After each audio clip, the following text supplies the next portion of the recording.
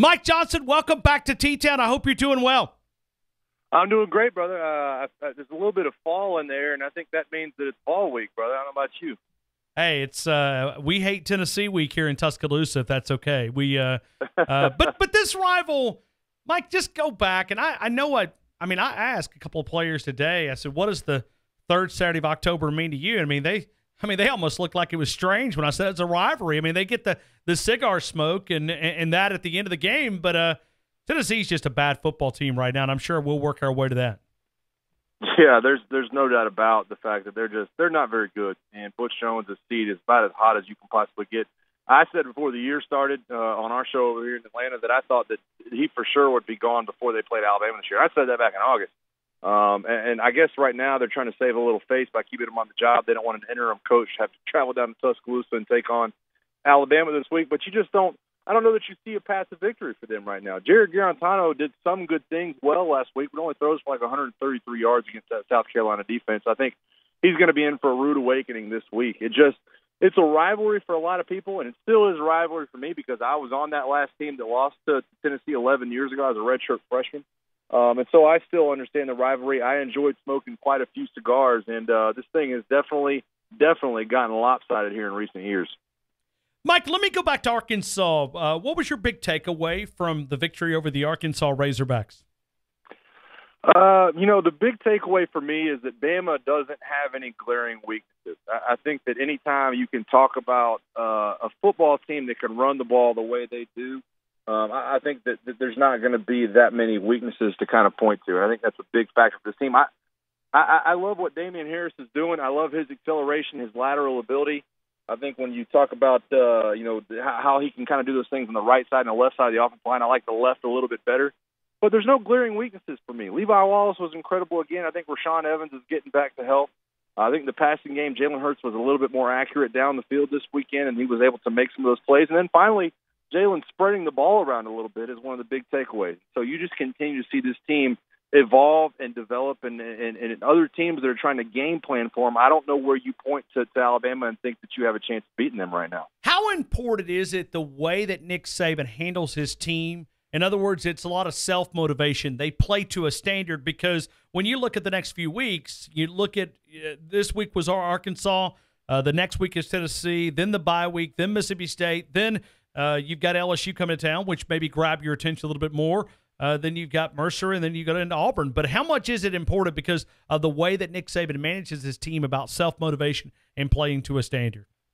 The way that Nick Saban motivates his team and the way he makes them understand to play to a level, in my opinion, Ryan, that's what really separates him from every other coach. I mean, just look at this past weekend. What you thought might be a dry slate of games, really not a lot of like top 10 matchups going on or top 25 matchups. All of a sudden, Clemson loses to Syracuse team, but Syracuse team that got routed by LSU. They lose to, you look around the country at a coach like Jimbo Fisher, not able to get it done this year. Florida State's not very good. It just happens year in and year out. Washington going down. Washington State, obviously, kind of on the brink of doing some things, but, not week in and week out. And you have to really value what Nick Saban does. This team plays to a level that is unlike any team that we've seen for quite some time. And I think that it points back to Nick Saban, his ability to make players understand that you're not playing against your opponent. You are playing against yourself, that we play to a level that is to the standard of nobody else. It's not about what they're doing or what the score is at the end of the day, at the end of the game.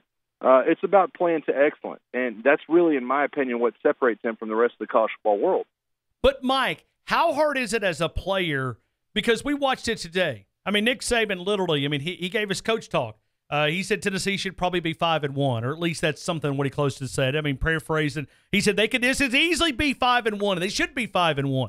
How and players do you buy into that? Because I know what he's trying to do. He's wanting to grab their attention as players, but you hear it week in and week out. How does that message not get old with Nick Saban? How does he recycle it to use the extra motivation to get you engaged? Well, I think he uses different angles week in and week out. I think that he comes at it sometimes from, Ole Miss thinks they have our number, or Texas A&M beat us a few years ago that they think they can knock us off, or there's an opposing player talking trash, or I didn't like the way this guy handled himself last time they played up. He was kind of showboating. It's just he comes at it from different angles, so the message doesn't get dry. And then sometimes, maybe he'll even say, hey, you know what, this is a big game in terms of your future. Or if you want to get things done, that, you're going to go down there and have to play LSU like last year and come away with a tough, gritty victory. And so it's the different angles. I can't tell you how tough it is, Ryan. I try to tell people this all the time when I do interviews. It's so tough for a college football player because most college football fans turn on the game on Saturday and they think, man, if I had a chance to suit up for Alabama, I'd run through a wall. Well, you don't feel that way about your day job. You don't feel that way when you go to work on Monday. You don't feel that way on Tuesday for the most part, most people. And I think getting players to buy into that mentality where, hey, I need to show up for work and I need to love what I do and I need to play to an expectation every week is much more hard than a lot of the public give Nick Saban credit for. I just think it's amazing what he's able to do week in and week out to get these players motivated. I mean, it's I can't tell you. I mean, obviously you and I enjoy our job, but just for the general public, just think about going to the office on Monday and having to attack with that tenacity that everybody in the world is watching you. And then add in the fact that these are 18, 19, 20-year-old kids dealing with study hall and girlfriend issues. It's impossible to do, and he's found a way to do it week in and week out and keep the message fresh. I was watching on Twitter, and some were very critical of pass protection. I didn't really see it that way. I mean, I know they had some breakdown, but overall, I was pretty pleased with the offensive line. Where do you stand? Yeah, I think there's the perception out there that they're not very good at pass protection. And you see some breakdowns on the right side, and you know me, Ryan, I don't like to harp on specific players, but the right guard position right now is not a work in progress, but Lester Cotton has the ability to improve. I think that he would admit that.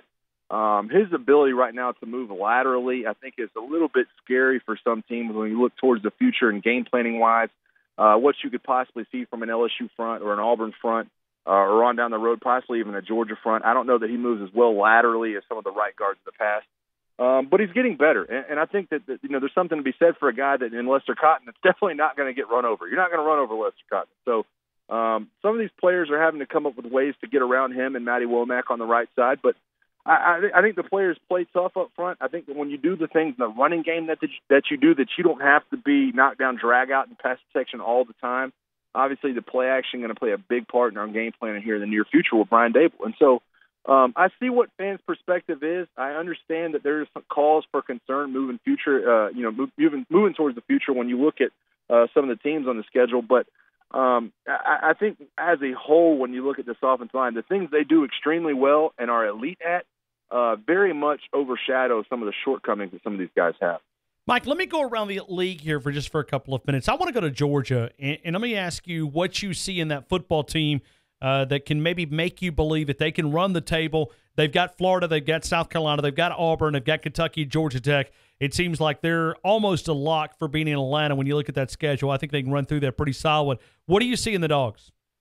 I see a front seven that is as good and as dominant as we've seen in quite some time from a non-Alabama team. I mean, you just the names that you can rip off, and I'm not sure they don't have 3 or 4 top 50 players in the SEC right there in that front seven. Roquan Smith, Lorenzo Carter, Trenton Thompson. When they're healthy, they are flying around. They play exactly like Kirby Smart's personality. I mean, Kirby Smart, energetic, jumping up and down, flying all around the football field on the sideline. That's how their front seven play. And I think they kind of met their match a little bit in the quarterback this past weekend in Drew Lock, who's not afraid to let it fly, when you talk about that secondary and that defense.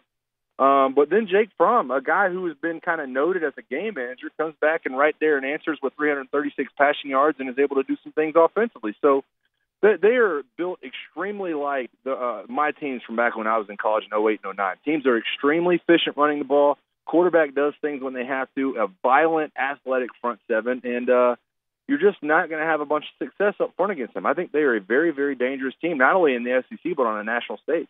All right, Mike, you just said it right there when you talk about up front. Where do you think, and I know we're a long way away from this, but what do you see as a potential matchup if Alabama's there and Georgia's there? What do you see happening if these two teams will meet in Atlanta?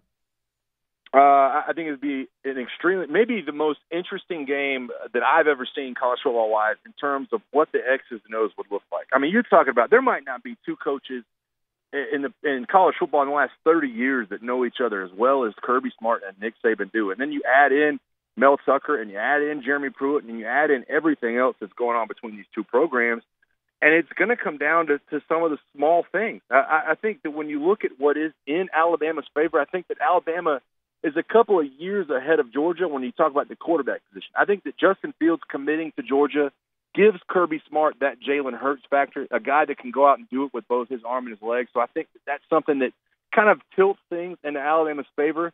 Not only that, but Nick Saban has not lost to assistant coaches, that have been hired as head coaches. But I think it's a way tougher task than most people give it credit for. They are extremely talented in that front seven, and it's going to be a tough task for Alabama's offensive line to line up and run the ball with Damian Harris and Bo the way they have the last couple of weeks. It's going to be, in my opinion, on how well Jalen is able to throw the ball. And that's the big reason I think we have to develop before we get to Atlanta at the end of the year. Well, Mike, I said a couple of minutes ago, and fans are in a little bit of a meltdown, I had a reevaluation moment. We had Chris Landry on last week, and he told us right here on the air, he said, if you're looking for one of those 225, 250, 275, 300 games, and a guy that'll sit in the pocket and pick you apart, he said, you're going to be disappointed every single week. So I came back and I told the audience, I said, I'm going to go in with different expectations. Traveling forward, I'm just not going to look for 200-plus passing yards. I'm going to lower it down, and I know he's going to give you a lot on the ground, but I still think when you get to crunch time, not Tennessee, not Mississippi State, not LSU, but you're going to have to throw the football if Alabama's going to try to win a 17.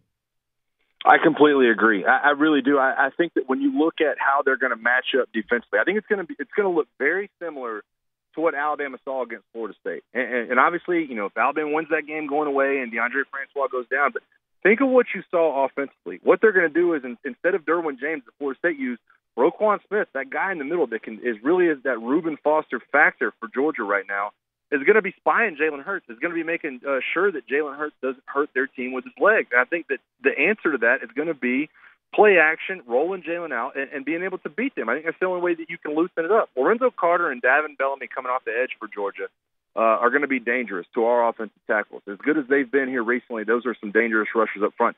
I really do. I think their game plan plays out a lot like it did with Florida State playing us, and I think they had the personnel to be able to match that. Mike Johnson, certainly we'll talk about that. Let me ask you, when you look at LSU, getting some confidence on this football team, going to Gainesville, finding a win, getting a win against a top, outside the top 10 when we talk about the Auburn Tigers, is things changing in Baton Rouge the way you see it?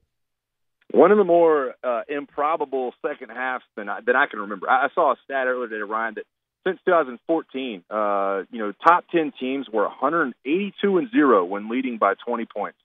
And that tells you all you need to know about Auburn getting up 20-0. They've got the Auburn mascot trotting out there dressed up as the Troy Trojan in Death Valley, and obviously a lot of people stood up about that. But Danny Etling outplaying, what everybody thought was a renowned Heisman contender in Jarrett Stidham. Danny Etling comes out and does the thing and gets gritty and becomes a gamer and finds some receivers, and they find some athleticism on special teams. And they find another way to get a win. And I don't know if I'm as high on LSU right now as I am down on Auburn and Gus Malzahn and Chip Lindsey in that combination. But you got to give Ed Orgeron credit. With everything swirling around this game, with all the hot seat talk and people calling for his job a couple of weeks ago, not only that, but Les Miles being in the stadium at halftime down there, you got to give the guy credit that he's able to rally the troops and find a way to get this ship right back on track. I think they're a dangerous team with some of the players they have. And they're going to be a force. I mean, they definitely still control their own destiny. 34-point underdog, the Tennessee Volunteers. That's hard to say. I mean, think about it. This rivalry, this game, as much as it means to the fan base, and this is a 34-point underdog spread, according to the experts in the desert. It's unfathomable. And the strange thing is, I'm over here calculating today how much I'm going to lay on Bama this week. It has that feel, and I think what kind of keeps me away from probably taking that is I don't know that Bama has been the down-in, down-out dominant that we've seen on offense or grown accustomed to. When Bama's really good, like back in Derrick Henry or Trent Richardson, or when those teams are really good, it seems like every game, every play, they're ripping off 5 and 6 yards. I don't know that we have that football team this year. We have a team that is electric offensively that can rip off big gainers. I think it's exciting to see Damian Harris kind of pull away from some of these DBs the last couple of weeks, really flashing off the speed. But as much as I want to question that, the down in and down out ability right now, I don't see the path to victory. I mean, show me where Tennessee is better than Alabama right now, and I won't be able to point to it. Like I do, Ryan. I guess that's why they play the game on Saturdays. Hey, Mike, I'll say this, man, and this is maybe it is a jab. I like Atlanta. I pull for the Falcons, but I'm so glad Sark is over there and not over here. Yeah, that's been the hot topic on Atlanta radio airwaves today. Talking about Sarkisian, and it's rough right now. I said going into the season, I got a ton of questions about Sarkisian from people here. Kyle Shanahan was going to be missed in that offense, and I thought that it really was time for Matt Ryan to be the offense coordinator more than Steve Sarkisian. It hasn't been a good marriage so far. Matt Ryan's really felt some of the effects. I think he needs to kind of dig deep down and figure out what this offense is going to be moving forward, but just have not looked good here recently. Mike Johnson, I appreciate you, man. I mean, you came in, and I think you summed up what I've been trying to say for 90 minutes. I appreciate you jumping on and giving us a great run around the SEC and really focus in on the Crimson Tide. I'll see you in Tuscaloosa on Saturday. Thank you, sir. Sounds good, brother. Get your cigars ready.